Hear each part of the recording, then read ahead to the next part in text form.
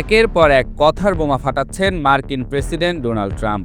এবার গ্রিনল্যান্ডকে নিয়ে ট্রাম্পের সবশেষ মন্তব্য আন্তর্জাতিক রাজনীতির অঙ্গনে নতুন করে উত্তেজনার ঝড় তুলেছে।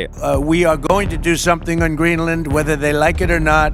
বুধবার হোয়াইট হাউসে আমেরিকার বিভিন্ন তেল কোম্পানির কর্মকর্তাদের সঙ্গে ভেনেজুয়েলার জ্বালানি তেল নিয়ে বৈঠকের পর সাংবাদিকদের সঙ্গে মতবিনিময়কালে ট্রাম্প বলেন, গ্রিনল্যান্ডের লোকজন পছন্দ করুক আর নাই করুক, আমরা এ ইস্যুতে কিছু একটা করতে চাই। পাশাপাশি গ্রিনল্যান্ডকে নিজের মালিকানায় নেওয়া ছাড়া রাশিয়া ও চীনের প্রভাব ঠেকানো সম্ভব নয় বলেও মন্তব্য করেন Trump. Russia or China will take over Greenland, and we're not going to have Russia or China as a neighbor. বিশ্লেষকরা ট্রাম্পের এই দাবিকে এক প্রকার আগ্রাসনমূলক, আন্তর্জাতিক আইনের প্রতি অগ্রাহ্য এবং যুক্তরাষ্ট্র নেতৃত্বাধীন নিরাপত্তা স্থাপনার জন্য বিপজ্জনক বলে বর্ণনা করছেন।